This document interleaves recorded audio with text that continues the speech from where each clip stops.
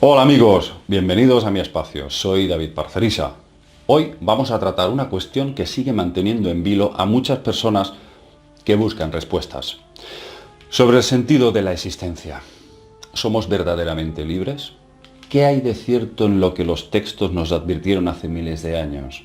¿Es posible que muchas religiones hayan sido dictadas por entidades que se hicieron pasar por dioses? Hace pocos días tuve ocasión de escuchar en primera persona una experiencia muy interesante, os la voy a compartir. Una experiencia que tuvo una mujer cuando se encontraba en la terraza de su casa.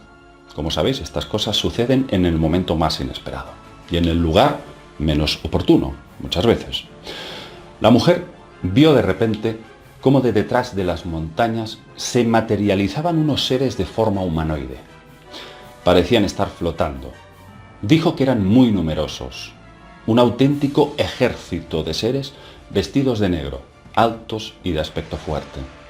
La mujer se asustó y exclamó: «Dios mío, los ángeles rebeldes, los malos. ¿Es posible que esté viendo a los ángeles caídos?».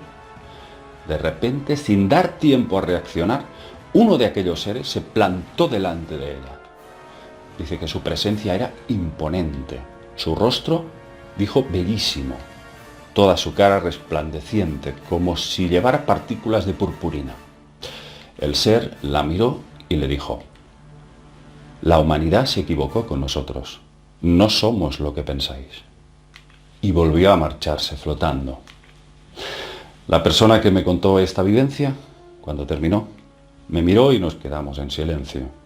Después le sonreí. Mi sonrisa fue de complicidad. Le dije: «Mira, esta visión no es más que otra confirmación de lo que ya sabemos los que hemos estudiado los textos antiguos. Textos antiguos como el libro de Enoc, que relatan cómo estos llamados ángeles desertaron del mando supremo por no estar de acuerdo con los planes de explotación que se estaban realizando al ser humano.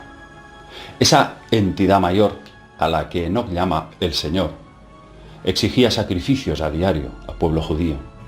Sometía pueblos y exterminaba con una sed de sangre como nunca jamás se ha visto en la historia de la mitología universal.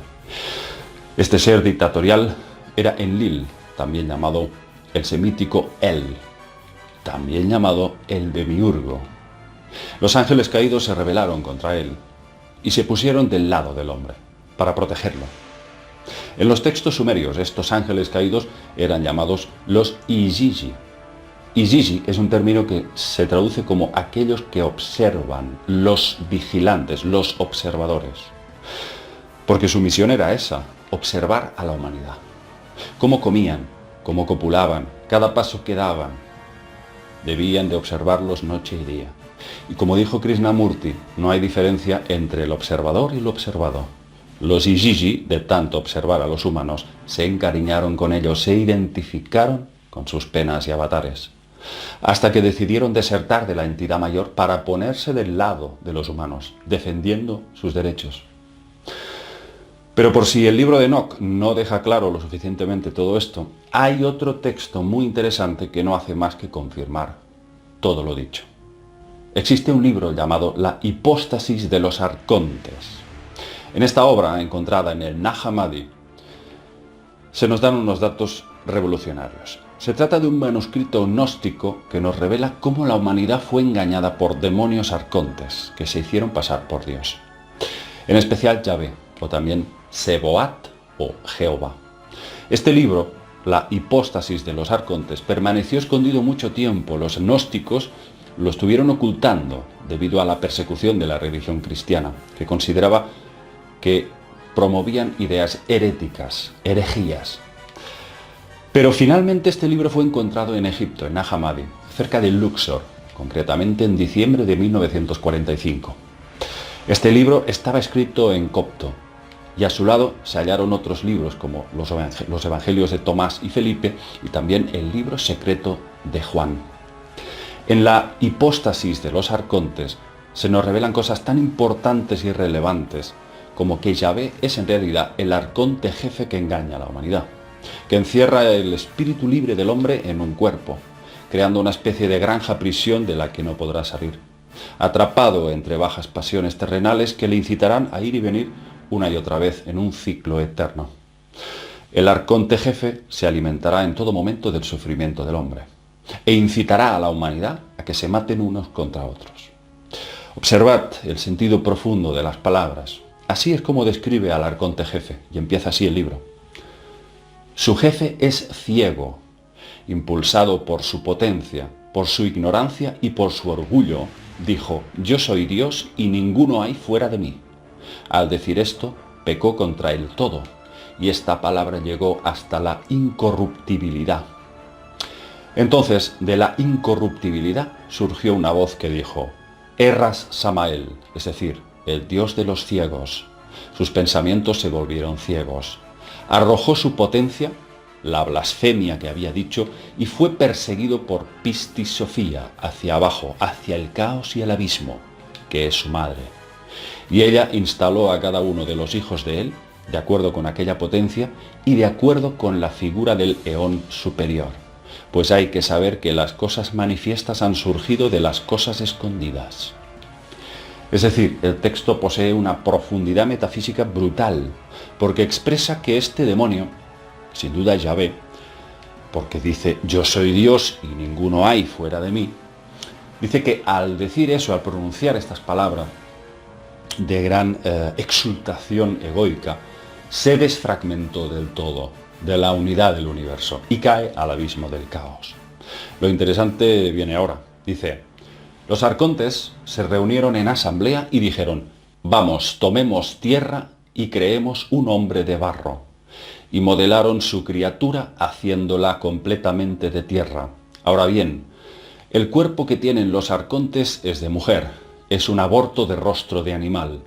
Así pues, tomaron barro de la tierra y modelaron a su hombre, de acuerdo con el cuerpo de ellos mismos, y de acuerdo con la imagen de Dios que se les había aparecido en las aguas.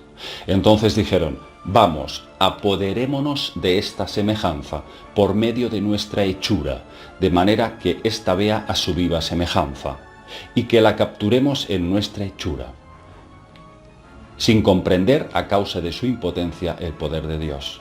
Y sopló en su rostro. Entonces el hombre pasó a ser psíquico sobre la tierra por muchos días, y ellos no pudieron ponerlo en pie a causa de su impotencia. Como vendavales, perseveraron en el propósito de capturar aquella semejanza que se les había manifestado en las aguas, pero ignoraban la potencia de la semejanza. Sin embargo, todo esto sucedió de acuerdo con la voluntad del Padre del Todo. Después de estos sucesos, el Espíritu vio al hombre psíquico sobre la tierra. El Espíritu partió de la tierra adamantina, descendió y habitó en él. Aquel hombre pasó a ser un alma viviente y le puso de nombre Adán, puesto que fue hallado arrastrándose sobre la tierra. Desde luego, ¿cómo no iban a ser perseguidos estos textos por la religión católica? Si está diciendo que el Dios bíblico es, en realidad, un arconte dominador, el demiurgo, que exige sangre y adoración, y aniquila a todo aquel que no le obedezca. Por supuesto, tiene otras muchas connotaciones de tipo espiritual, está hablando de encarcelamiento de almas. Pero es que además, hasta San Pablo sabía que este mundo en el que vivimos está dominado por entidades malignas. Os leo sus palabras. Es verdad que anunciamos una sabiduría entre aquellos que son personas espiritualmente maduras, pero no la sabiduría de este mundo ni la que ostentan los dominadores de este mundo, condenados a la destrucción. Y si seguimos leyendo la carta a los Corintios, podemos leer lo siguiente: lo que anunciamos es una sabiduría de Dios, misteriosa y secreta, que Él preparó para nuestra gloria antes que existiera el mundo, aquella que ninguno de los dominadores de este mundo alcanzó a conocer, porque si la hubieran conocido, no habrían crucificado al Señor de la gloria. Por supuesto, hacedme saber si os interesa esta cuestión, porque hay una parte muy importante que trata sobre el tema de la serpiente del Génesis. ¿Qué es lo que pasa en ese momento en que la serpiente interfiere, rompe con los planes de esta entidad mayor y concede algo que muchos han considerado como una especie de complemento genético al ser humano que lo libra de esa esclavitud a la que estaba siendo sometido, mucho mayor a lo que podríamos imaginarnos y que tiene mucho que ver con una especie de laboratorio viviente donde estaban presos estos primeros prototipos humanos. Vamos a ver en próximos vídeos si hacemos un poco de análisis de esta cuestión también muy importante dentro de la serpiente, que la religión la considera incitadora y provocadora, y en los textos no dice eso. En los textos consideran a la serpiente como instructora, la que libera verdaderamente a la humanidad. De estas cuestiones que desde luego son ácido sulfúrico para muchas religiones y que por eso eran perseguidos estos textos gnósticos. Vamos a dejar aquí el tema, espero que os haya gustado y nos vemos en próximos trabajos. Un abrazo para todos, amigos.